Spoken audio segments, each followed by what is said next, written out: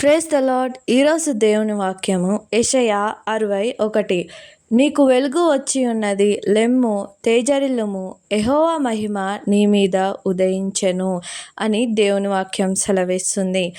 మరి ఈ రోజులలో మనము మార్నింగ్ టైమ్స్ అస్సలు లేవము, కానీ వాక్యం ఏం సెలవిస్తుందనంటే లెమ్ము అని సెలవిస్తుంది.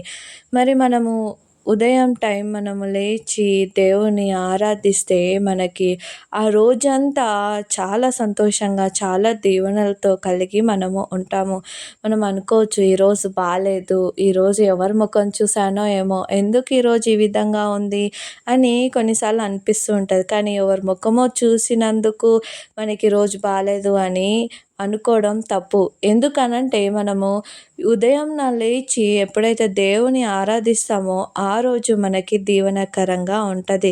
మరి దేవుని వెలుగు వచ్చి ఉన్నది అనంటే ఆయన వెలుగు మనతో ఉండాలి, ఆయన వెలుగు మన పైన ప్రకాశించాలనంటే మనం ఏం చేయాలంటే లేచి ఆయనను ఆరాధించాలి. ఆయనను ఎప్పుడైతే మహిమపరుస్తామో ఆ దినము మనము సంతోషంగా ఆయన వెలుగు చేత నింపబడి ఆయన చిత్తంలో మనము నడుస్తాము. దేవుడి చక్కటి వాక్యాన్ని దీవించునుగాక. ఆమెన్.